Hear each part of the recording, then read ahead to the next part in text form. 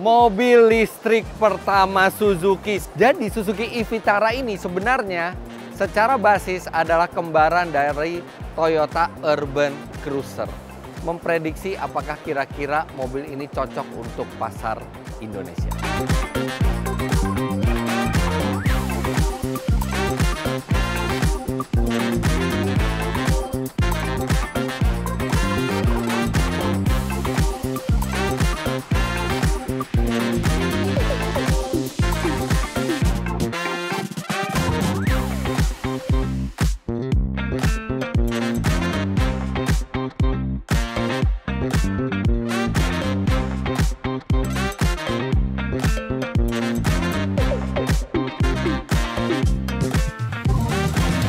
Mobil listrik pertama Suzuki sebentar lagi bisa Anda beli meluncur di Indonesia. Bukan sekarang, tapi di awal 2026. Namun di Gias 2025, Suzuki sudah memamerkan mobilnya. Anda bisa melihat langsung, inilah Suzuki e-Vitara. Walaupun nama yang dipilih adalah Vitara, tapi sebenarnya ini berbeda basisnya dengan Suzuki Grand Vitara yang juga dipamerkan di Gias menggunakan mesin internal combustion engine. Ini benar-benar dibuat dari platform baru total yang didedikasikan untuk mobil listrik. Dan bukan hanya Suzuki yang memakai, tapi juga Toyota. Jadi Suzuki e-Vitara ini sebenarnya secara basis adalah kembaran dari Toyota Urban Cruiser. Baik Toyota Urban Cruiser maupun Suzuki e-Vitara ini diproduksi di India, di Gujarat. Tapi untuk model global. Belum banyak yang kami bisa ceritakan tentang mobil ini karena memang belum ada keterangan resminya. Suzuki hanya bilang ini mobil kami perlihatkan 2026 sudah bisa dibeli di Indonesia. Silakan kalau mau melakukan pemesanan bisa lewat website yang sudah dibuat untuk pemesanan mobil ini. Tidak perlu memberikan DP, hanya perlu meninggalkan nama saja.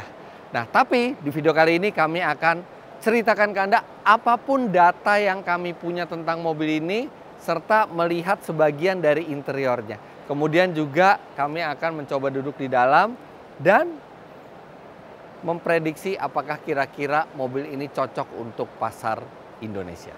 Secara dimensi, mobil ini mirip sekali dengan Suzuki Grand Vitara, walaupun basisnya berbeda total. Suzuki Grand Vitara memiliki wheelbase 2,6 meter, sedangkan mobil ini 2,7 meter. Tapi Suzuki Grand Vitara itu panjangnya sedikit lebih panjang dengan 4,3 meter lebih sedikit, sedangkan ini hampir 4,3 meter. Lebarnya sama kira-kira di 1,8 meter, membuat mobil ini memang seukuran dengan Grand Vitara, tapi tentu saja dengan arsitektur yang berbeda. Dari bentuk, ini menurut kami bentuknya atraktif dan menarik. Dari samping juga kelihatan keren gitu ya, nggak terlalu SUV, ada ke crossoverannya, apalagi dengan penggunaan side body molding yang berwarna hitam yang banyak menambah kesan gagah. Sedangkan ban yang digunakan sendiri ini 18 inci dengan velg yang juga futuristis seperti velg yang ada di mobil-mobil konsep. Bagian belakangnya menukik seperti ini jadi menimbulkan kesan dinamis, dan di lampu itu ada pahatan-pahatan yang menarik. Bumper belakang ini dibiarkan tanpa cat, jadi benar-benar hitam doff. Memang menimbulkan kesan gagah, tapi ya kalau keserempet agak susah perbaikannya. Di sini tulisannya e-Vitara. Ada dua jenis baterai yang digunakan oleh Suzuki e-Vitara ini. Ada yang normal range, standard range, dan ada yang extended range. Yang standard range itu menggunakan baterai 49 kWh. Dengan range kira-kira range-nya itu mungkin di 340 sampai 360 km. Sedangkan untuk yang extended range itu menggunakan baterai 61 kWh yang kira-kira bisa melajukan mobil ini di atas 400 km. 420 sampai 430 km. Tenaganya untuk yang standard range itu ada di 142 HP. Sedangkan untuk yang extended range tenaganya lebih besar berada di 172 HP. Dan sebenarnya ada satu versi lagi yaitu yang all wheel drive menggunakan baterai yang paling besar dan penggeraknya all wheel drive, jadi ada motor listrik lagi di belakang, itu bisa menghasilkan 181 HP. Tapi menurut info yang kami dapat itu bukan untuk pasar Indonesia, itu untuk pasar di Eropa yang mungkin memang membutuhkan mobil all wheel drive karena adanya musim dingin dan kadang-kadang bersalju di sana. Tapi menurut kami kalau misalnya masuk dengan 61 kWh dan tenaganya 172 HP itu sudah sangat cukup. Bahkan yang standar range saja 142 HP itu sudah cukup besar, walaupun ya mungkin range di 300 km-an masih agak kurang. Kalau sudah di atas 400 km itu barulah cukup memadai.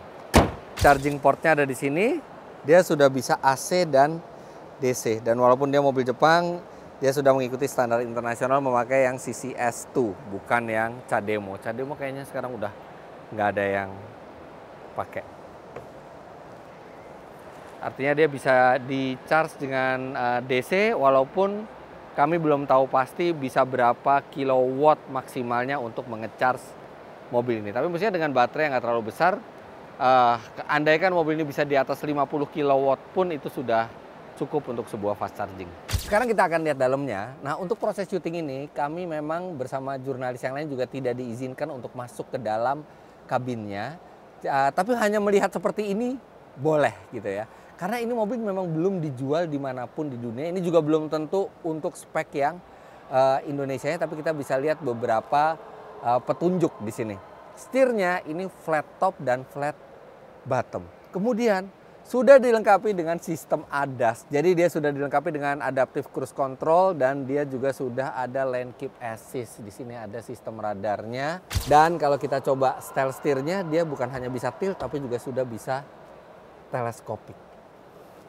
Materialnya sangat bagus, kulit di setirnya. Kemudian untuk joknya ini paduan antara leather dan fabrik. Untuk di interiornya ini material empuk. Kalau yang di atasnya ini material keras, di sini ada material piano black, electric parking brake, kemudian juga dengan tuas transmisi yang memang tuas transmisi putar nih ya.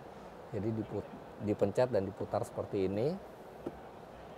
Ada drive mode-nya dan ini mungkin untuk one pedal mode di sini kemungkinan.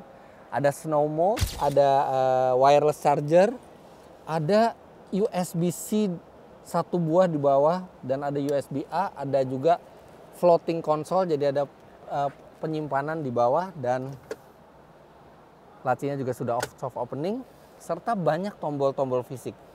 Ini tombol pengaturan AC masih fisik semua dan ini ada tombol volume, jadi akan memudahkan untuk pengoperasian.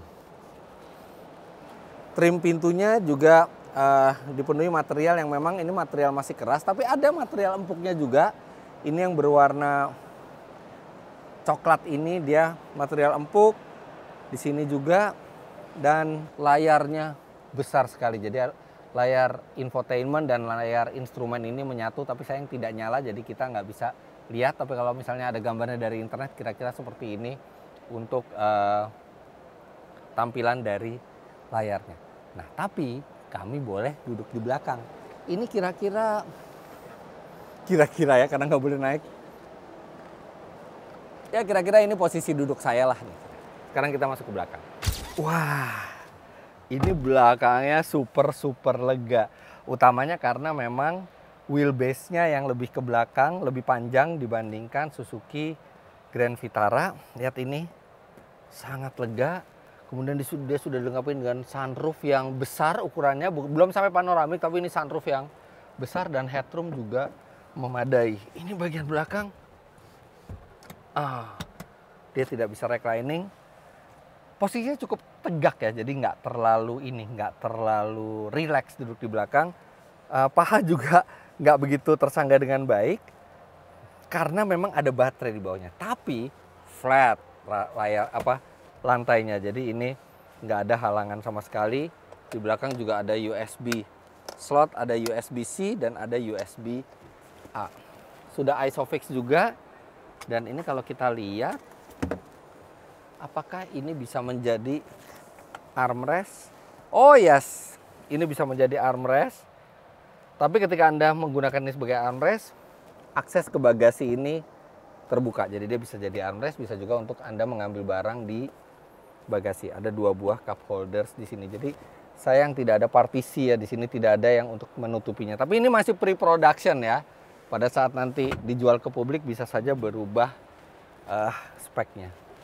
Sunroofnya ada tutupnya seperti ini, atasnya warna hitam, dan dia bukan tempat duduk yang paling nyaman ya di belakang, tapi minimal lega legroomnya.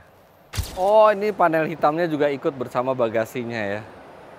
Bagasinya lantainya tinggi, tidak terlalu besar kapasitasnya. Kalau kita buka di bawah, dia masih ada space sebenarnya.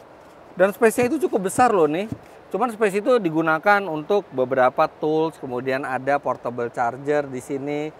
Tapi sebenarnya kalau ini Anda lepas, ini nggak bisa saya lepas sekarang. Ini ada penyimpanan yang cukup besar sebenarnya. Ini kalau lantainya tinggi memang nggak begitu besar, tapi kalau dibuka di bawahnya cukup besar. Tapi desainnya menarik sekali ya. Pahatan-pahatan lampunya. Bukan desain yang terlalu futuristis, tapi ini lebih desain yang maco untuk kaum muda yang dinamis gitu. Bentuknya tuh dinamis, keren dilihatnya. Tinggal satu masalah. Masalahnya adalah berapa harga jualnya nanti. Itu akan menjadi kunci mobil ini sukses atau tidak. Karena sekarang persaingan mobil listrik di Indonesia benar-benar luar biasa. Mobil listrik dengan spek seperti ini tidak bisa lagi dijual mahal. Suzuki dan Toyota Urban Cruiser ya, harus benar-benar cermat menentukan harga jual mobil ini. Kalau tidak ada satu teknologi yang berbeda dibandingkan mobil listrik lainnya, maka perangnya harus terjadi di desain mobilnya dan tentu saja harga. Nah, tapi harga itu baru kita ketahui pada saat nanti mobil ini dijual di awal 2026. Kami berharap mobil ini bisa memiliki harga yang reasonable supaya kita memiliki juga mobil listrik dari Jepang dengan desain yang keren, spek yang bagus, tapi harganya terjangkau. Tapi itu nanti saja kita tunggu pada saat mobil ini meluncur. Dan mobil ini akan ada terus di Gias 2025. Pastikan Anda datang di gedung ASBSD dari tanggal 24 Juli sampai 3 Agustus. Mobil ini akan ada di booth Suzuki. Jangan lupa Anda klik like bila menyukai video ini, komentar di bawah, dan subscribe ke channel Autodriver jika Anda belum. Follow Instagram kami @autodriver, serta download aplikasi kami Autodriver di Google Play Store. Terima kasih banyak Anda sudah menyaksikan. Sampai jumpa di video selanjutnya. Bye-bye.